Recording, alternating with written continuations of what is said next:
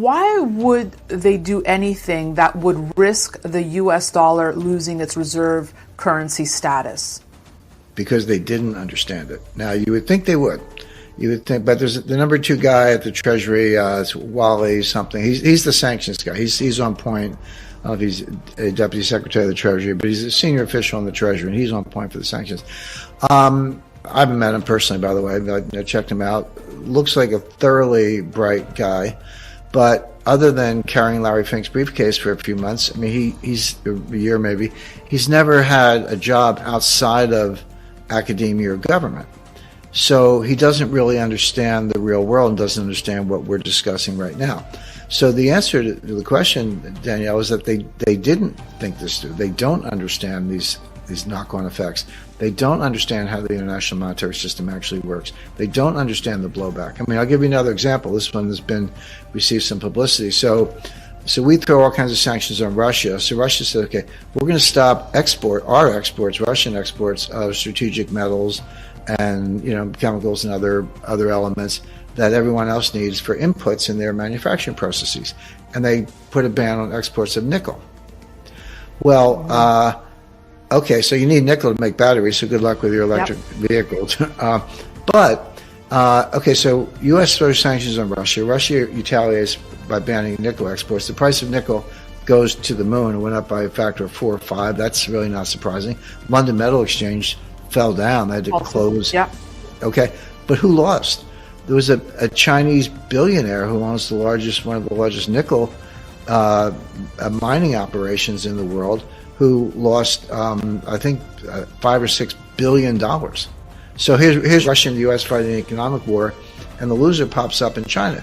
That wasn't on his radar screen, and that wasn't on anybody else's radar screen. But it's a good example where the damage shows up when you don't expect it. And you brought up chapters 1 and 2 from Currency Wars, where you basically highlight this scenario. You said the scenario you presented at the time was that Russia and China would accumulate large gold reserves, pool their gold, and launch a new digital currency backed by gold in the place of the U.S. dollar. Is that the form it would take for you, something backed by gold? Probably, and here's why. And by the way, when I wrote that, when we did the war game, and when I wrote that, Russia had about 600 tons of gold, and today they have 2,300 tons. China had about 600 tons of gold, and today they have about 2,000 tons, just slightly less, that we know of. And they may have several thousand tons off the books in the State Administration of Foreign Exchange that we don't know about, because that's completely opaque. So Russia and China did exactly what we warned the Pentagon about in 2009, exactly, which is increase their gold reserves by a factor of 4 or more. But everyone's like, well, the Chinese yuan is going to be the global reserve currency. No, it's not going to be the ruble. But here's why. Well, there are a lot of reasons, but the main reason is when you talk about reserve currency, you have to understand what that means. It's not like the People's Bank of China has a bunch of $100 bills on pallets stacked up in the basement. When people say reserve currency, what they really mean is the currency of the bonds that they invest in. In other words, they're dollar-denominated assets in the form of treasury bonds or notes. That's what China actually has on their books, not like the dollars per se. So if you want to suggest or hypothesize that the Chinese yuan is going to replace the U.S. dollar as a global reserve currency, where's the yuan bond market? I mean, it doesn't exist.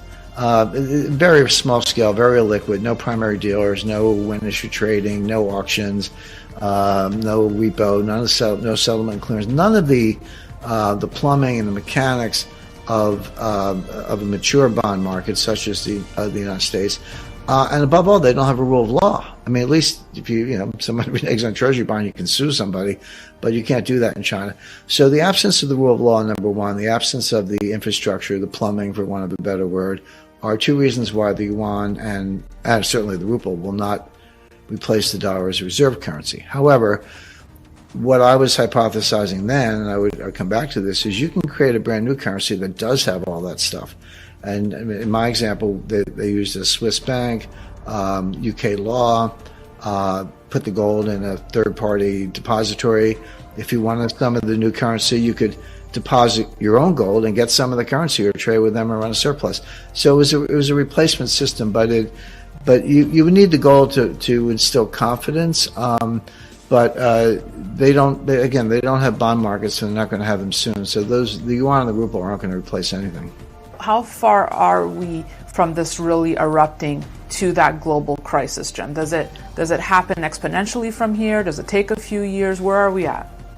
It's more the former. We are uncomfortably close. Now, it's impossible to know exactly how close because it's a complex dynamic system, and you can make very good predictions on complex dynamic systems as to the magnitude of the crisis, but it's very hard to get the exact timing. But because you never know what thing is going to trigger it. But I can say that we're uncomfortable because now we've been there twice before in recent years. 1998. We came within hours of shutting every market in the world. Began with a Russian default, by the way. August 17th, 1998, Russia defaulted on their external debt, and the ruble was grossly devalued. That started a global liquidity crisis, went around the world, ended up in my lap at Long-Term Capital Management, where we had $1.4 trillion of derivatives. And everyone goes, oh, long-term capital, you guys lost a lot of money in Russia. We didn't. We lost maybe $100 million in Russia, but we lost closer to $4 billion on everything else because in a liquidity crisis, people sell everything. It's not a question of, do you have Russian bonds? It's like, no, they sell everything. Spreads widen, not enough collateral, margin calls, people being blown out of their positions. That's what a global financial crisis looks like. We cured that with a $4 billion all-cash injection sponsored by the Federal Reserve and two rate cuts, one on an emergency basis by Alan Greenspan. We got through that, but we came within hours of shutting every market in the world. Same thing in 2008. We all know, September 15, 2008, Lehman Brothers. Okay.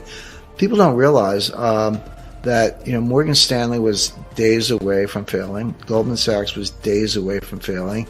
John Mack said so at the time. Lehman was begging for help. He said, "Sorry, I got enough on my plate. We're worried about Morgan Stanley right now." And then the Fed came in, and so think of it as dominoes are falling. So all the dominoes are falling, and they're going to keep falling unless you truncate it, drop a wall in, and that wall was the Fed. But here's my point. Each bailout gets bigger than the one before. Each crisis is more dangerous than the one before. So 1998, 2008, here we are in 2022. We're going to get to a point, we may be there, where the crisis is actually bigger than the Fed, bigger than the Fed's ability to stop. You want assets that are going to be immune from a global liquidity crisis. What are they? Land, real estate, gold, silver, fine art. I see Andy Warhol, Marilyn Monroe has gone, they estimate $200 million. You could have bought that for $50,000 in the 1970s. That's a little more specialized, but there are, natural resources, water, et cetera, energy, oil. If you want to be in stocks, okay, get stocks of companies that are based on natural resources, such as ExxonMobil, Chevron. I'm just giving these as an example, but so there are a lot of ways to protect yourself. But a regular stock portfolio is not a good one, and banks are going to be in distress. Money